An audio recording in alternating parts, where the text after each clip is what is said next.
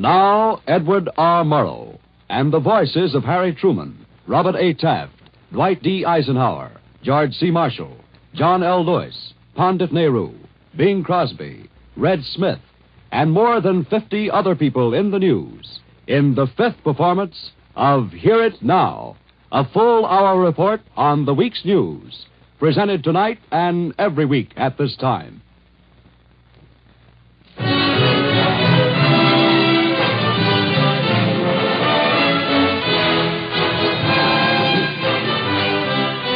Why should they wait for 3 years for us to build up a great international army? What possible reason is there for their waiting? Your Excellencies, my Lord Mayor, my lords and gentlemen, a pray silence, the Right Honourable the Earl of Halifax, Knights of the Most Noble Order of the Garter. My love, my life, my all. I surrender, dear.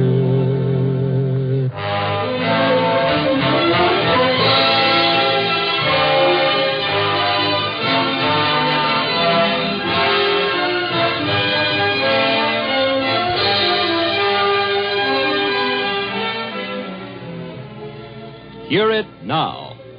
The Columbia Broadcasting System and 173 affiliated radio stations present A Document for Ear, based on the week's news and the men and women who made it.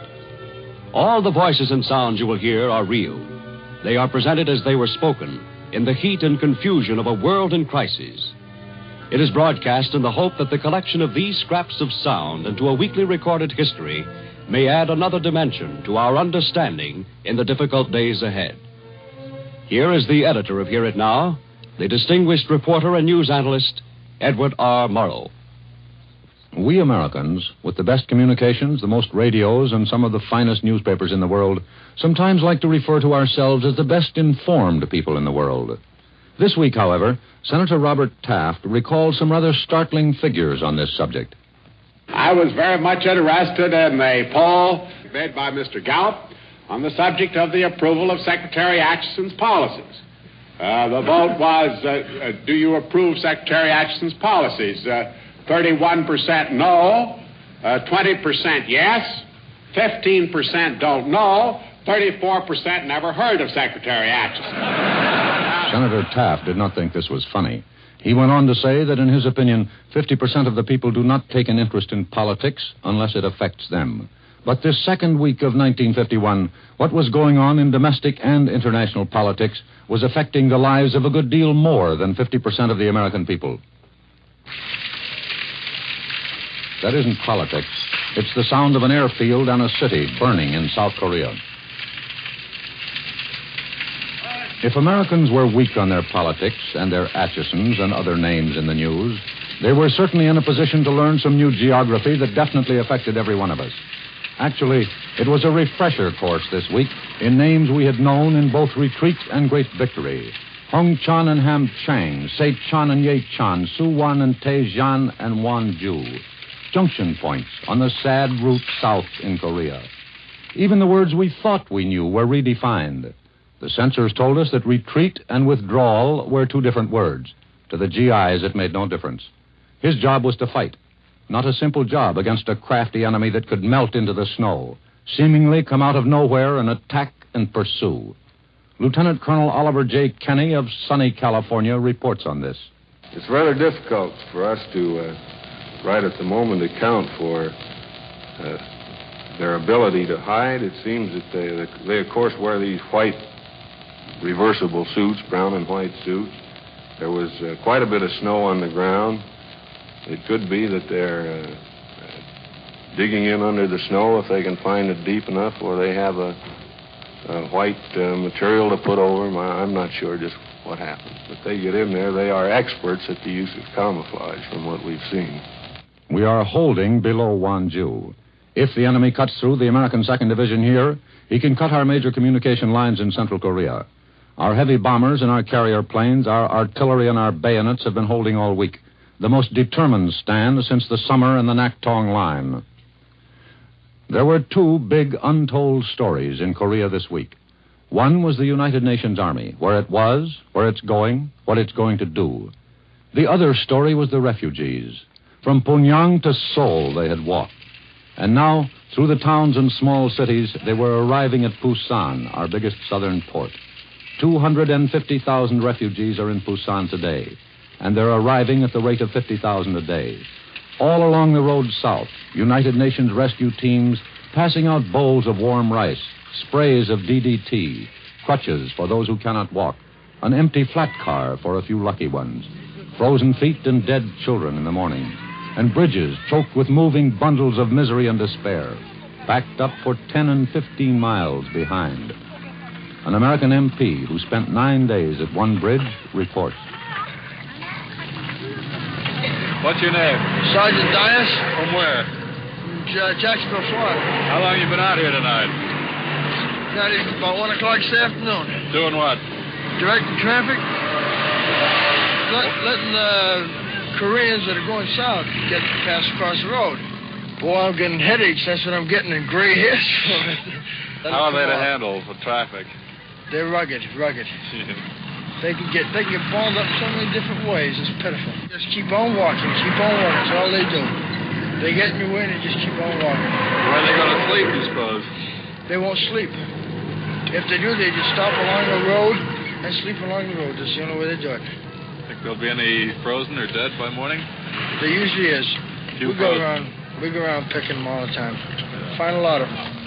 There was time only to keep the refugees moving and moving. Often the long stream of Koreans, both the North and South Koreans, had to be shunted to the side to make room for the heavy tanks, half-tracks, and flak wagons to pass over the narrow artery of escape.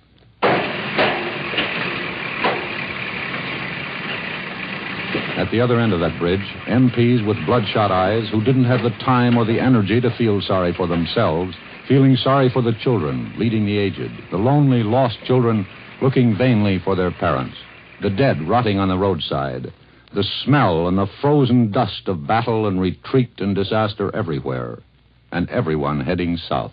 They're going to Suwon? What's the matter with the child? 글쎄 이게 아버지 일 때문에 나갔는데 수원까지만 데려다 주시면 제가 거기 안 애가 왜 우나요? 애가 천 먹고 싶었어요. Oh. How old is the child? 몇 살이나 나? 예요 2살이요. Year and a half. Walking through every deserted war zone, there are always the curious, the sort of beachcombers of battle. Our microphone catches the act of one of them. It was set up for quite another purpose in a burned and abandoned warehouse. An elderly Korean came in. With his walking stick, he picked at metal shelves lined with abandoned beer cans, stuck together by frozen water. A few of the beer cans fell to the floor. The Korean reacted violently. His walking stick now swept shelf after shelf, tumbling can after can. Among the strangest of sounds in this strangest of wars.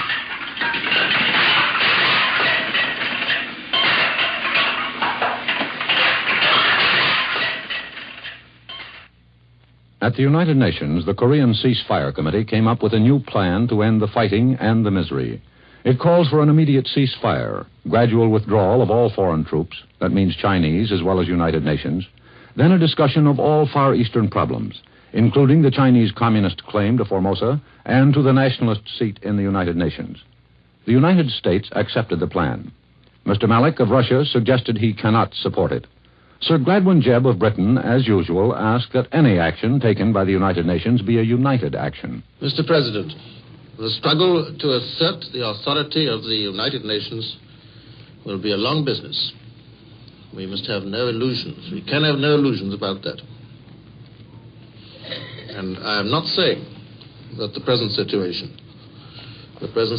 in which the government of Peiping is openly flouting the authority of the United Nations, without this fact being openly recognized, I am not saying that the present situation can or should go on for long.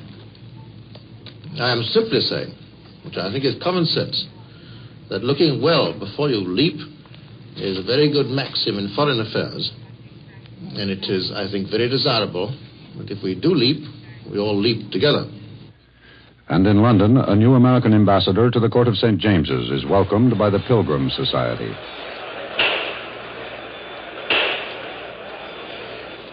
Your Excellencies, my Lord Mayor, my Lords and Gentlemen, I pray silence the Right Honourable the Earl of Halifax, Knight of the Most Noble Order of the Garter, Order of Merit, Knight Grand Commander of the Most Exalted Order of the Star of India, Knight Grand Commander of the Most Eminent Order of the Indian Empire, the President of the Pilgrims.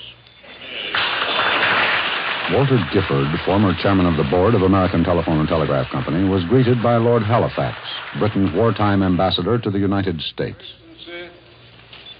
Although I am very well aware of the stern rule against any ambassador interfering in the domestic politics of the country to which he is accredited, I hope that if Mr. Gifford ever has, from the wealth of his experience, any suggestions to make to our Postmaster General.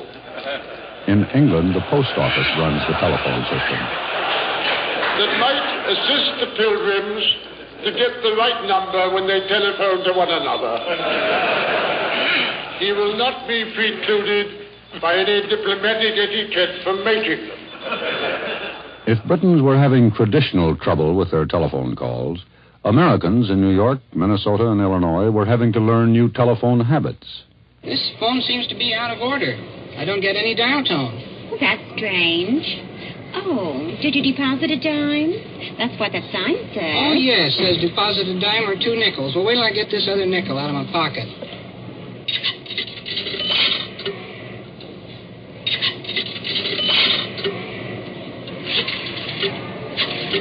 In some cities, the nickel phone call was a nostalgic remnant of the past, and the coin wasn't far behind.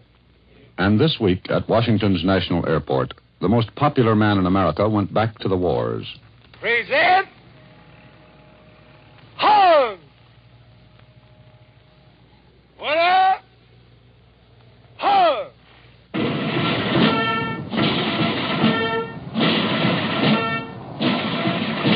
Nine years ago, Dwight D. Eisenhower had gone to beleaguered Europe to win a war. This time, his role was a more difficult one, to help save the peace.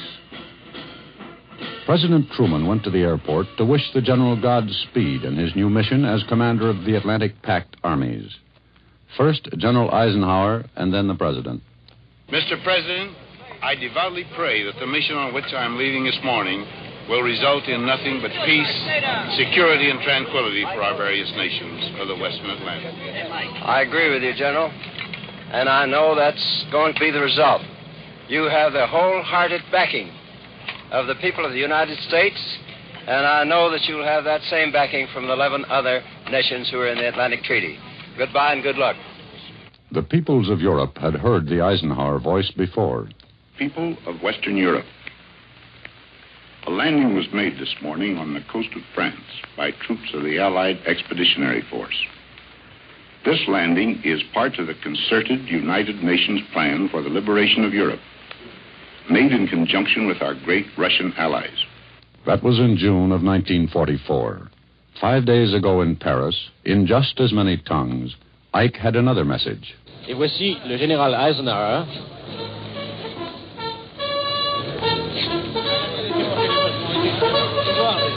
I returned to Europe as a military commander, but with no miraculous plans, no display of military force.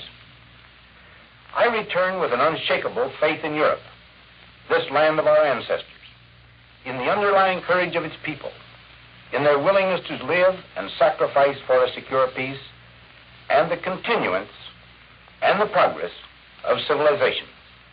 We are committed to a great partnership, and I, in all humility, am proud to serve in one phase of attaining the aspirations of our several people.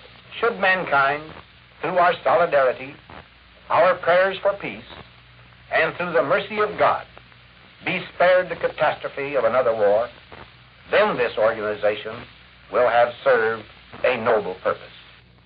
The general would visit each member nation of the Atlantic Pact. would also visit Germany, which might supply part of his new army. The Germans still remembered Eisenhower as the commander who conquered them. In France, the Assembly immediately voted to commit 3 divisions to his new command. Frenchmen remembered Eisenhower as the man who commanded the forces of liberation. Our Paris microphone caught a few phrases. I'm extremely pleased he is coming. I know what he can do. He's shown it before, and he can do it again.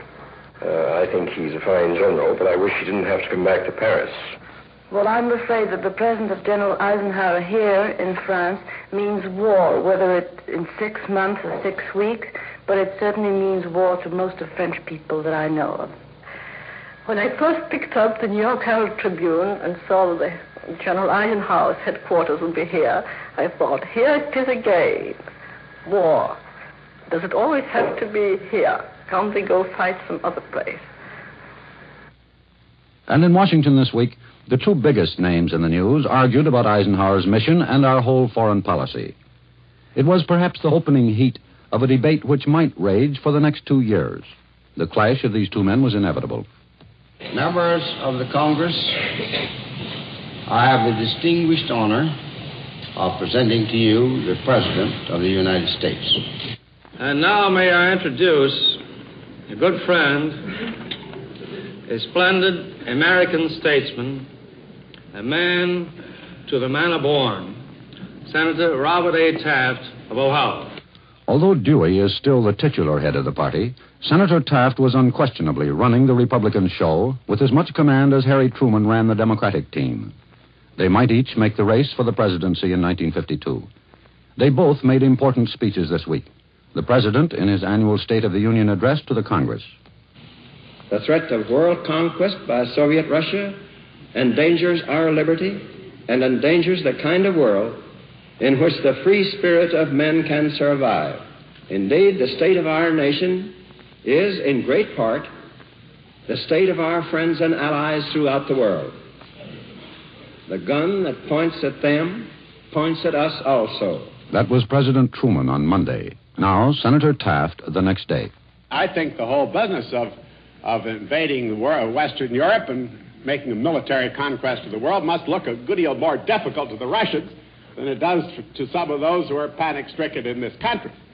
We have joined together some of Mr. Truman's utterances of the past week and those of Mr. Taft's, where they speak on the same subject, because we think they serve to illustrate rather clearly where it is that they differ and where so many of us are groping. It must be noted that President Truman was addressing the Congress and was very formal. Senator Taft was before the National Press Club luncheon and was perhaps more casual and conversational. Once again, President Truman, this time on the war in Korea. Korea has tremendous significance for the world. It means that free nations, acting through the United Nations, are fighting together against aggression. If the democracies had stood up against the invasion of Manchuria in 1931, or the attack on Ethiopia in 1935, the whole history of our time would have been different. Senator Taft on the situation in Korea today. Yesterday, or on the press conference, I was asked directly the question, do you think we should withdraw from Korea? And I expressed much more mildly than appeared in the paper an opinion that I thought perhaps we should, particularly if it was going to involve us in serious losses to our army, to remain there. The 2 leaders differ mostly on the question of Europe. First, Truman. The defense of Europe is the basis for the defense of the whole free world, ourselves included, strategically, economically, and morally. The defense of Europe is a part of our own defense. Senator Taft on Europe.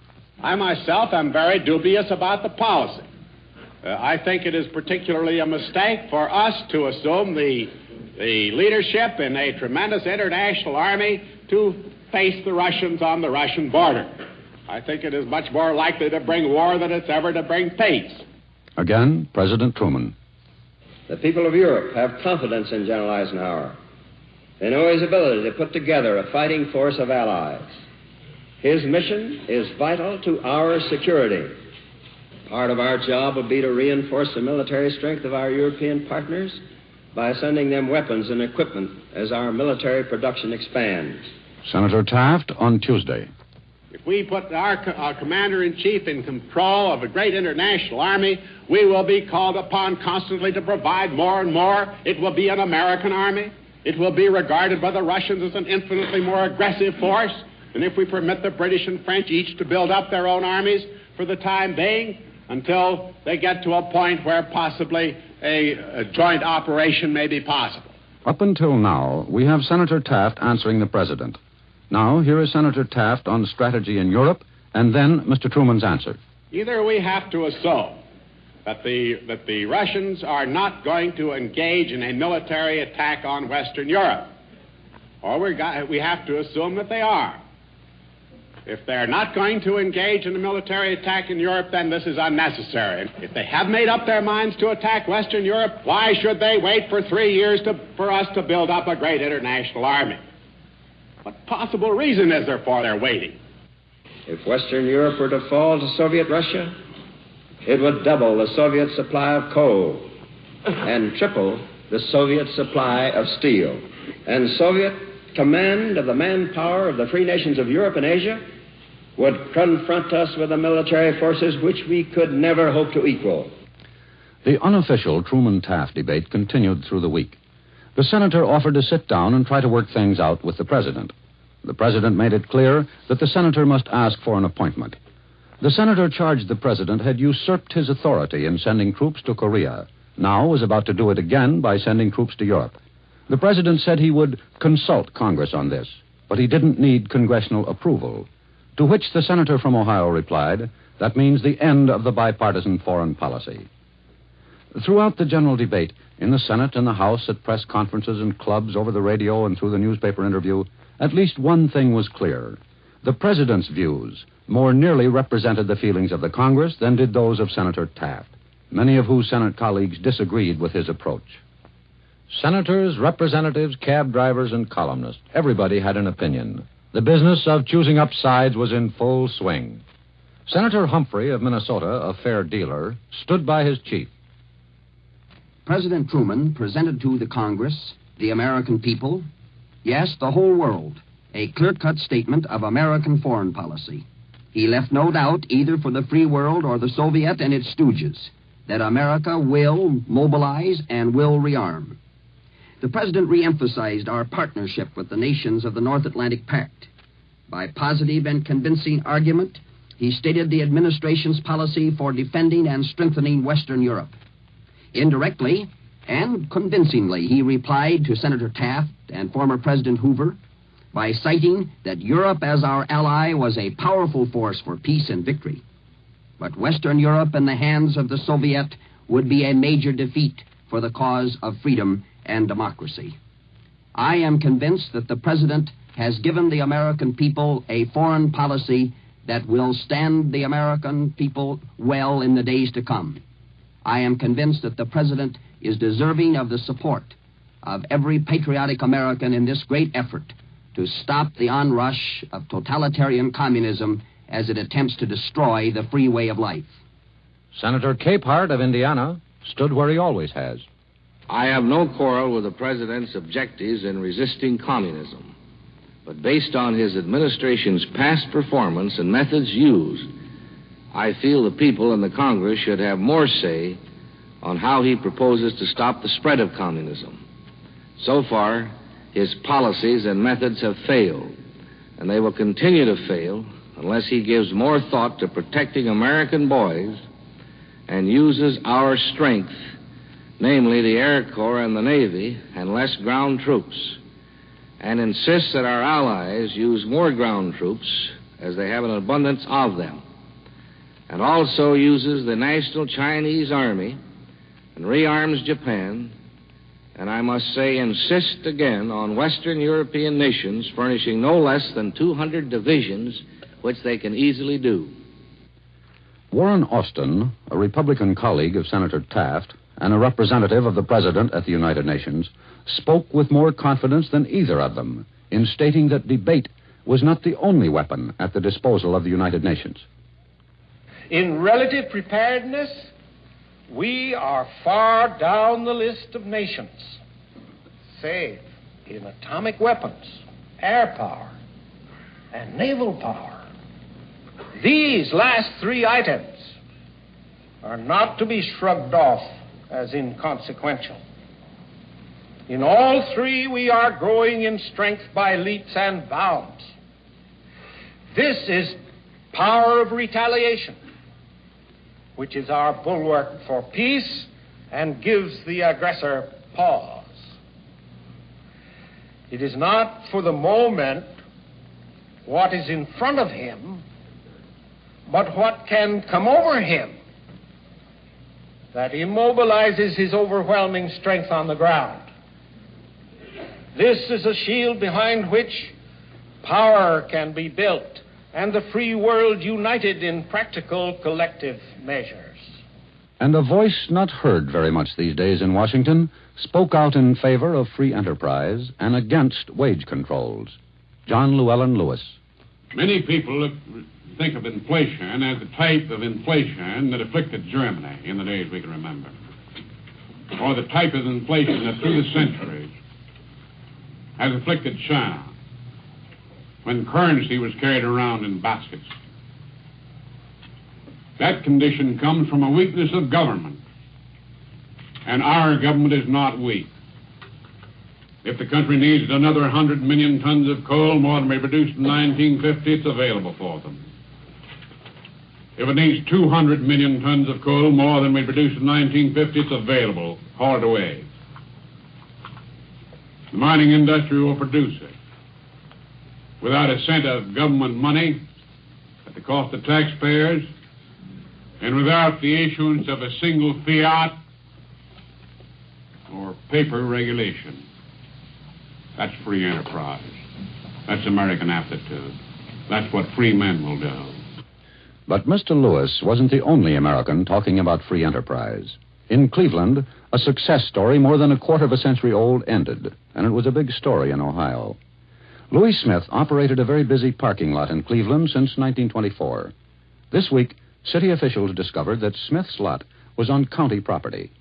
The matter of back rent and taxes for doing business on the corner of James Street, just under the approach to the high-level bridge, presented certain difficulties for businessman Louis Smith this week.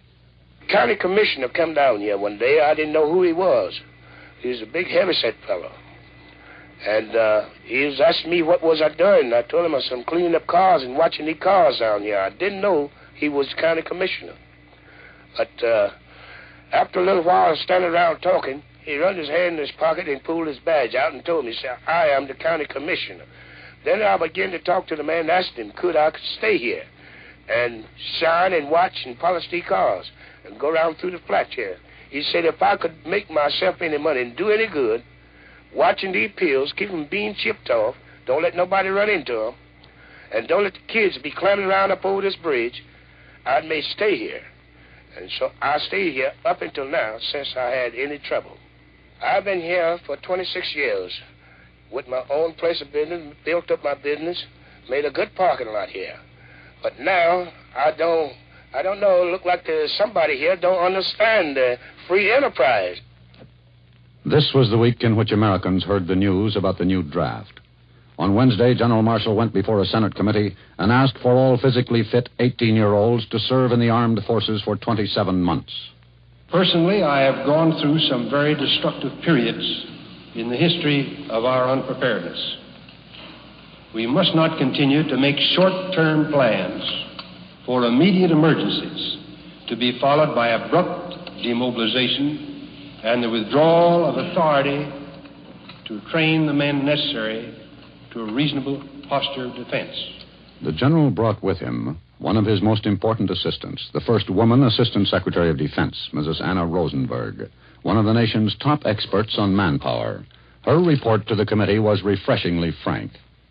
I have asked the almost impossible from the services and from the civilian members of the Department of Defense, both in work and in asking that the impossible be made possible.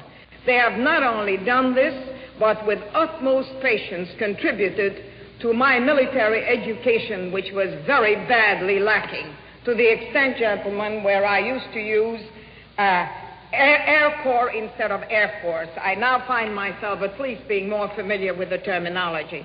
And I'd also like to say to you that my task so far has been performed by the bringing in of the large staff of exactly 2 people and 1 consultant. I don't want you gentlemen, by anything I said, as I know you wouldn't, whether I said it or not, get the idea that there's all sweetness and light in the Department of Defense or any other place when it comes to the full utilization of manpower, either military or civilian. All of us are trying hard, but as General Marshall has said, we have just begun the job. The time for extended studies, the appointment of committees and boards is over. There are enough studies in Washington on any one subject to supply information for the next 10 years. The time for action is here now.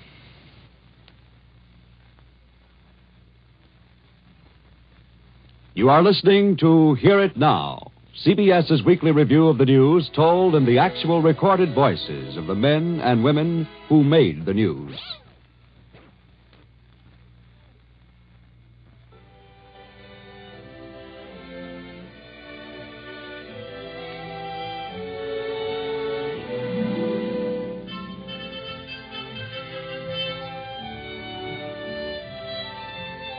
The program continues immediately after this pause for station identification.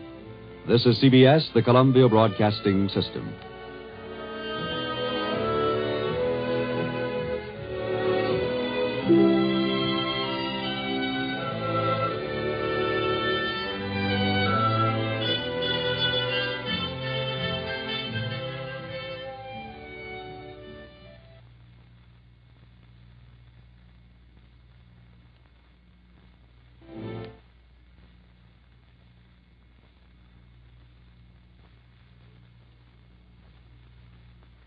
This is week number 2, 1951, on Hear It Now, a 60-minute document for ear, based on the week's news, edited by Edward R. Murrow and Fred W. Friendly. Now, here again is Mr. Murrow. In the U.S. Senate, it is not permitted to call a colleague a liar. In England, where the House of Commons is a great arena for debate, there is a time-honored guidebook which contains a long list of insults which one member cannot send into action against another. The new list of banned phrases was recently published, and this is the official report as broadcast from London. Since 1844, new abusive epithets have continually come into use, so that each succeeding edition has listed new examples of expressions considered unparliamentary. For instance, in 1930, the following phrases were included. Cad, or caddishness. Pecksniffian cant. Describing a member's speech as blevver. In 1931... Lie down, dog. In 1932... Behaving like a jackass. In 1934... Swine. In 1935... Cheat. Since the war, only 3 have been added. In 1945... Not a damned one of you opposite. In 1946... Stool pigeon. And, for good measure, in the 1950 edition, I'm afraid it's been found necessary to remind members that it is not parliamentary to call a fellow member a bastard. And how did the London man on the street feel about restricting the descriptive metaphor in the Mother of Parliaments? Well, if I were asked what I thought were the most conspicuous contribution of the British Parliament, I should say it's just in this one thing of avoiding fighting words and giving tolerance to both parties. I think that the fact you've got to avoid these fighting words has allowed us to be most ingenious in learning new words that seem polite, but on the other hand can be frightfully rude without hurting. Nobody but Winston Churchill could have called an honourable member's lie an honourable member's terminological inexactitude. Well, I think it's a jolly good thing they do keep the members in order that way. Well, I think it's good for them to be pulled up like that in the House of Commons. I disagree with the parliamentary language. It's stunted and stilted, and I think they should speak so that the man in the street who elected them can understand exactly what they're talking about. And if they get a bit abusive now and again and call one another names out of school, well, I say it's all for the good. In fact, I can think of a few rich things I'd like to call some of them myself. You know what I mean? London's bookmakers quoted odds of 1,000 to 1 that there won't be war this year. And one bookie said, When we give odds like that, you can be sure it won't happen. A Gallup poll showed that the thing that annoys Americans most is other people. Next came the government in Washington. Third on the list of annoyances was war. An Iowa psychologist proposed a new way of cutting down on highway accidents at night, make the back ends of all automobiles glow. A New Mexico cowboy who never finished the first grade passed the Marine Corps mental test with grades above average for college graduates. Elizabeth Taylor announced, for anyone who's interested, that she now has incipient ulcers. General Marshall told a group of businessmen the most dangerous spot in the world to U.S. security is the cocktail lounge of Washington's Mayflower Hotel. Sinclair Lewis, first American novelist to win a Nobel Prize, died in Rome. Emil Fry, discoverer of Liederkranz cheese, died in Ohio. Charles Goddard, author of the famous Perils of Pauline, died in Florida. And in Chicago, they were writing the obituaries for Bushman, the most famous zoo animal in America, who died last week. Chicago columnist Irving Kupcinet wrote this. Bushman really died of a broken heart. A broken heart because he was the only gorilla not subpoenaed by Senator Kefauver. Welterweight champion Sugar Ray Robinson got the Neal Memorial Plaque as the man who did most for boxing last year. In Knoxville, Tennessee, a man told probation officers he couldn't report as scheduled because his children had cut dolls out of his probation papers. And some enterprising statistician figured out that last year Americans fed more than $1 billion in small change into the country's coin machines. And an American mother paid tribute to one of her sons with an overtone of understatement which could come only from a mother with 5 sons, one of whom likes to whistle. Harry has been whistling and singing ever since he was a little boy. I thought he was pretty good then, too. He's gone far since that time because he likes to sing, and I guess folks like to hear him. The world needs songs, and I'm very happy that my son can be one of those who supplies them. It was the 20th anniversary of the radio career of Orange Juice King, baseball magnate, captain of industry, Harry Lillis Crosby. When stars appear and shadows fall, well, then you'll hear my poor heart call to you, my love, my life, my all. I surrender, dear. There was another story in Los Angeles this week beside the Crosby anniversary celebration. It happened on Sunday afternoon. This particular concussion, I definitely feel sure it came from the air. It was a concussion of the air, not a concussion of the earth. Usually they happen simultaneously in an explosion, but there was a distinct peculiarity about this in that it came from the air only. That's what makes me feel puzzled about the matter. I thought it was an earthquake. It hit the left side of the house. I was standing out in front of our large plate glass window, Public Loan Corporation in Culver City, just standing there, and all of a sudden I heard this explosion. The window began shaking, and I thought sure it was going to fall out of its frame. I stepped back to the curb and looked back in at our customers all frightened and wondered at the time what it could be. Well, I was inside, of course, partly enclosed, and it just seemed to me like a real heavy thump. Some asked us where the Russians had hit us, or whether it was an atomic bomb, or whether we had had an earthquake. In less than 10 minutes, the Los Angeles and Santa Monica police switchboards lit up with more than 2,500 calls as a frightened public called to find out whether it was an enemy attack or an explosion. A high-speed jet fighter, an F-86 with swept-back wings, a Sabre, had pulled out of a dive, traveling faster than the speed of sound, probably 800 miles an hour over the city. The plane pulled out of its dive and set a new course, but the sound it had been creating at high altitude, unable to travel as fast as the plane, finally reached the city, and unlike the plane, the sound was unable to pull out of the dive. Instead, it came crashing through the clouds, forming a tremendous vacuum, which created a concussion and wind blast, which sounded exactly like this. The sound you're about to hear was recorded for Hear It Now yesterday at the Murrow Air Base in California.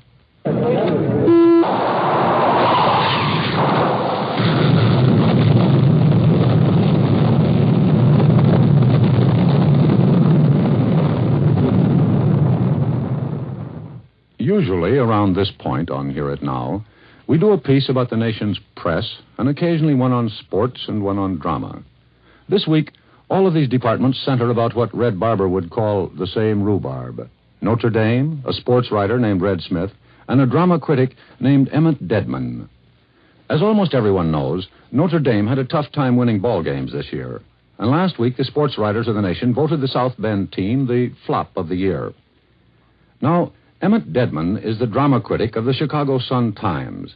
And this week, he rose out of his seat on the aisle to say that the flop of the year was not the Fighting Irish, but the sports writers.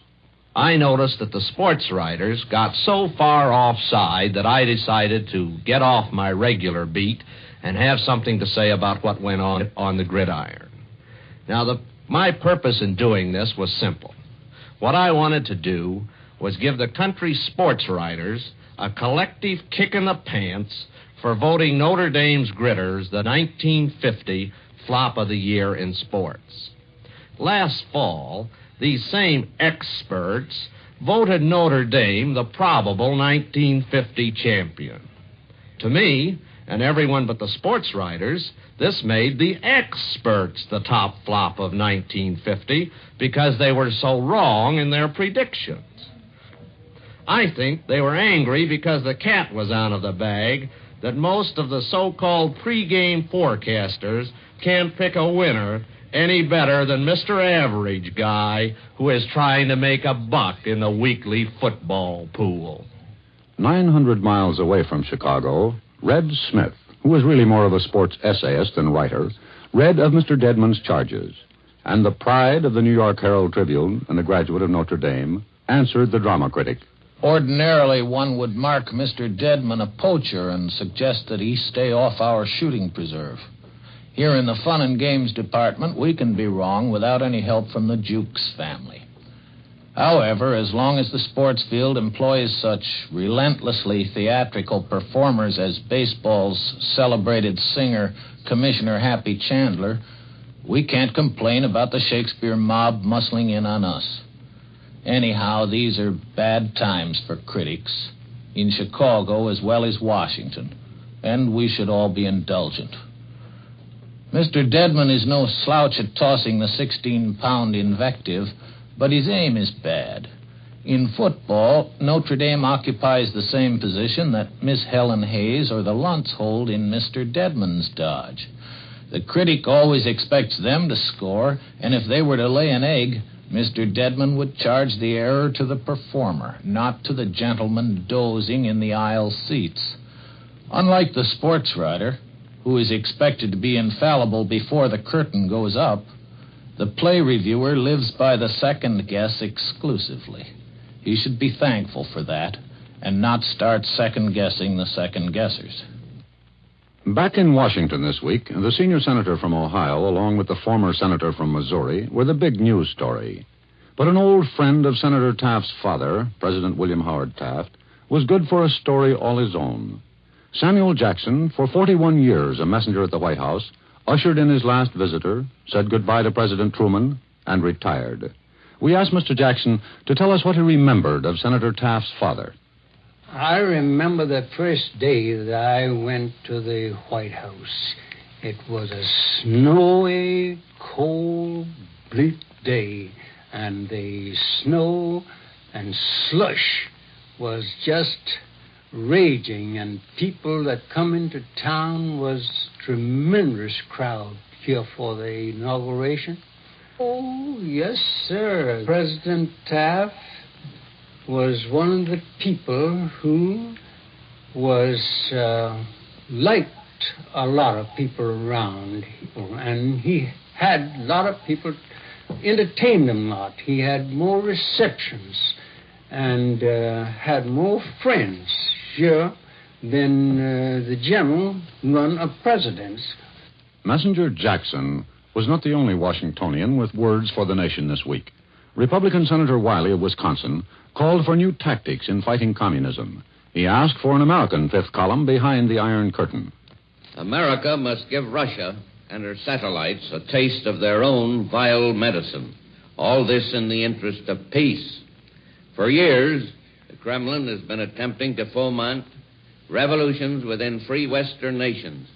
They've shipped arms, money, lies, hate, and sabotage material and so forth to their stool pigeons in the free lands.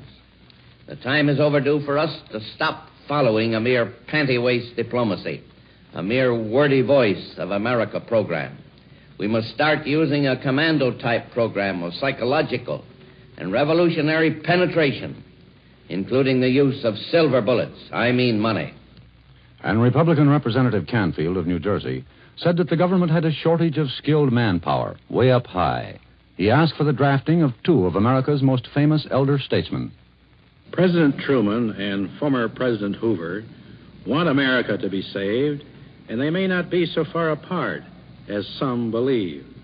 I think it would not only be the magnanimous thing to do, I think it would be most patriotic and helpful if Mr. Truman were to give Mr. Hoover a place in the councils of the nation during this crisis. I think, too, we need to draft men like Bernard Baruch, who has been proven to be so right in the past. Late today, an active statesman who occupies a key position in this world conflict made a speech. Prime Minister Nehru of India. He has been attending the British Commonwealth Prime Ministers' Conference in London, where the 9 ministers today called for a meeting between the Western leaders and Stalin and Mao Zedong to see clearly into each other's hearts and minds. Here, from London, is Prime Minister Nehru. The immediate problem of today is the problem of the Far East. If that is not solved satisfactorily, trouble spreads to Europe and to the rest of the world. And perhaps Europe, with her magnificent record of progress, not only in material achievements, but also in the culture of the mind and spirit, will suffer most if war comes. Therefore, we must come to grips with this Far Eastern problem with the firm determination to solve it. We can only do so with the temper and approach of peace and friendliness, and not by threats. From day to day, an atmosphere is created in people's minds of the inevitability of war. Helplessly, we seem to be driven towards the abyss. We are in the midst of an international crisis, and perhaps an even greater crisis that confronts us today is the crisis in the spirit of man. The next report on this program originated in Salt Lake City, Clinton, Oklahoma, Boston, Massachusetts, Stockton, California, and in the old State Department building in Washington, D.C. The President of the United States of America, authorized by Act of Congress, approved March the 3rd, 1863, has awarded in the name of the Congress the Medal of Honor to... The Congressional Medal of Honor. There is no higher honor this nation can bestow upon its sons. This week, 5 were awarded to 1 general and 4 foot soldiers. Major General Dean, PFC Melvin Brown of Mahaffey, Pennsylvania, Lieutenant Fred Henry, Sergeant Charles Turner of Boston, Master Sergeant Travis Watkins of Gladewater, Texas. We have chosen to tell the story of one of these men in the voices of those who knew him. This, then, is the story of Lieutenant Frederick F. Henry of Clinton, Oklahoma, and Amdong, Korea. You are in the old State Department building where the President of the United States is conferring medals after citations are read. Lieutenant Henry Company F, 38th Infantry Regiment, distinguished himself by conspicuous gallantry and intrepidity above and beyond the call of duty in action on 1 September 1950 in the vicinity of Amdong, Korea. It takes more than a commendation to win the Medal of Honor. Survivors are questioned, all facts checked, above and beyond the call of duty. Lieutenant Henry was awarded the 2,118th Medal of Honor in all our history. One of those who watched the lieutenant that night near Amdong was Corporal Richard Simon, a bazooka man from Philadelphia. Just about 11:20 that night, there was a lot of screaming, a lot of yelling, throw up green flares, and they blew a whistle, and they toot a horn, and somebody yelled, "Attack." I saw Lieutenant Henry in back of me. He was going to the right flank and to the left flank, checking positions, and then everything cut loose, and the men had to start dropping back from the positions. And as I was falling back, I believe Lieutenant Henry, which I'm sure was the last man. He was coming up to me, and he was holding on to his shoulder. He had been wounded. I don't know what had hit him. I mean, there was so much going on, but Lieutenant Henry was hit again, and he went down. And he laid on the ground there, and he told us to get back to our positions. We were told that we couldn't, that over half the platoon was already wiped out. He says, if you can't get back to positions, he says, retreat. Lieutenant Henry had done a good job. He was a good officer. That good officer, Lieutenant Fred Henry, one of the 8 sons of J.P. and Ida Henry, grew up on a large tenant farm some 90 miles from Oklahoma City. His parents remember a boy with long, strong arms and tanned skin. Like all other boys, he'd get out and have his good times and things like that, but as far as being worried about getting into trouble, why, we never was. Well, he was a terribly boy to argue. When I didn't want him to do anything, he would just argue till the very last. And we seldomly had to scold and spank him for anything, but he sure did argue, and he does yet. Fred wasn't what you'd call disobedient. He wanted to know if he had a difference with you, who was right and who was wrong. That's what I liked about it. The farm on which Fred lived and worked was owned by the Howell family. Mrs. Howell had a high opinion of the boy. Everyone in our neighborhood considered Fred one of the nicest boys that there was anywhere because he was always very polite, very considerate. Fred wasn't much to play around. He was more of a man. What I mean, he seemed to be a boy with a man's understanding and tried to assume responsibilities that would help his mother and dad in any way that he could. When Fred Henry was 17, his father took him to the recruiting center where he could join up. In 1944, he was in the Philippines, won a battlefield commission. In 1946, he came home. His father, who had seen him leave for war, met him when he came back. When he got off of the taxi, I didn't even know him. And that's what I'm trying to say is, when he went, he was just a kid. And when he come back, he was a man. I didn't know him. Fred Henry decided to stay in the Army, was shipped to Augsburg, Germany, near Munich, met a young Army nurse named Bonnie Southam, and married her. She remembers a white orchid from Paris. I had told my husband I wanted white orchids. Of course, orchids are just impossible to get in Germany, and he thought I was serious. I wasn't. I was teasing him, as per usual. But he went out and commandeered a plane and flew to France, and I had white orchids in my wedding bouquet. We asked Lieutenant Henry's mother-in-law about him. She remembers him the day his son Zeke was born. Right after the boy was born, my son-in-law called me long distance from Frankfurt, Germany.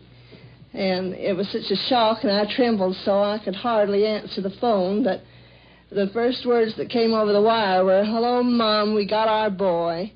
The Henrys watched the Berlin airlift, saw an occasional refugee escape from Czechoslovakia, returned to the United States to begin a tour of duty at Fort Lewis, Washington, where their second child was born. They called her Sharon. They read about Mao Zedong in Formosa and the 38th parallel. A few short months later, Lieutenant Henry was on his way to Korea, leaving behind his wife, Zeke, and Sharon. She is definitely her daddy's pride and joy. He just, I think, felt worse about leaving her than anything because she was at such a cute age when he left. The night before Hank knew that he was to leave, he told him that he was going to have to be gone an extra long time this time and that he was to be a good boy, and his father wanted things kept as normal as possible. As far as our son knows, his daddy's just working an extra long time. Well, one of the things he said was that last time he was fighting for his country, this time he was fighting for me and the children. And that last time, there were times when he doubted he would come home, but this time he knew he would come home. That just nothing could happen to him now that he had everything he'd hoped to have for years. He'd be back for me to stay there and wait for him. On his own initiative, although severely wounded, he decided to hold his position as long as possible and ordered the wounded evacuated and their weapons and ammunition brought to him. Establishing a one-man defensive position, he ordered the platoon's withdrawal and, despite his wound and with complete disregard for himself, remained behind to cover the movement. The next day, Infantryman Lieutenant Frederick Henry was listed among the missing. The usual telegrams were sent over the Adjutant General's signature. After I recovered from the first shock of the telegram, I was talking to a friend of mine on the telephone in Olympia, and she said, "Oh, Bonnie, don't worry about Hank. He can take care of himself." I remember saying to her, "Oh, I know him. He's probably a little bit fed up with the way they're doing things, and he's gone off and is fighting his own private little war." I didn't know how right I was. The officers with notebooks and pencils had finished interrogating the survivors. Some things soldiers quickly forget. They don't ever forget the Fred Henrys. Corporal Richard Simon remembers. They asked me if I would sign a statement saying that what he had done was true. I said, yes, I would. I was given the paper, and I read it over. It surely did write him up good. He deserved every bit of it. There should have been a lot more, but you can't say it on paper. It had all happened only a few months ago, on September 1st, near Amdong, Korea. Now it was all on paper, checked, rechecked, phrased, rephrased, notarized, and stamped with the great seal of the nation. On Tuesday of this week, the President of the United States read what the corporal and the others had seen and written. Miss Henry, that's a wonderful citation. We all appreciate the sacrifices which you're making and which he made. We recalled how the lady with the new medal had talked 3 days ago. I still have confidence that he may be back. The chaplain's letter said that it was within the range of possibility for him to be alive. Sort of clinging to that hope. When last seen, he was single-handedly firing all available weapons so effectively that he caused an estimated 50 enemy casualties. Lieutenant Henry's outstanding gallantry and noble self-sacrifice above and beyond the call of duty reflects the highest honor in him and was in keeping with the esteemed traditions of the Army of the United States.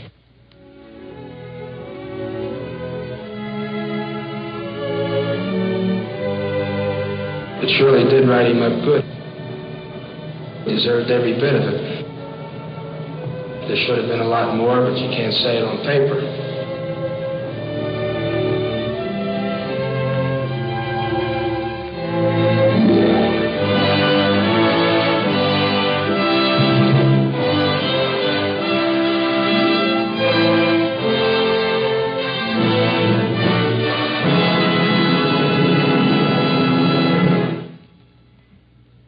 You have been listening to Hear It Now, second week, 1951, CBS's weekly document for ear based on the week's news.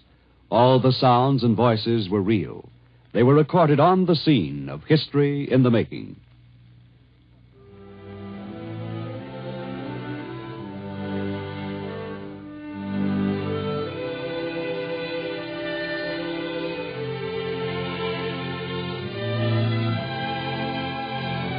Hear It Now is edited and produced by Edward R. Murrow and Fred W. Friendly, and a CBS staff which includes Irving Gitlin, Edmund Scott, and Jack Beck.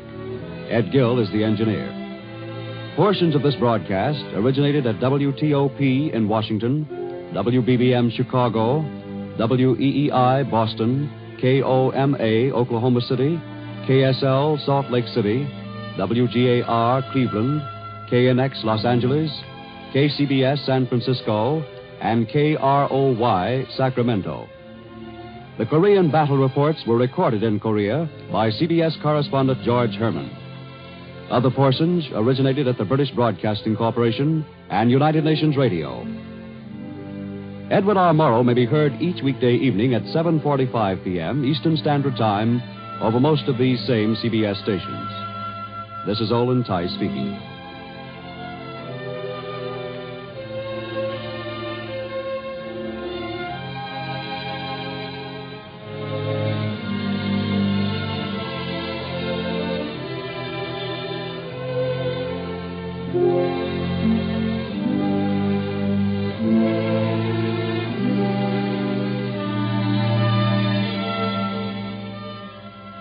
You've probably heard the moving slogan, "No man ever stands so straight as when he stoops to help a child."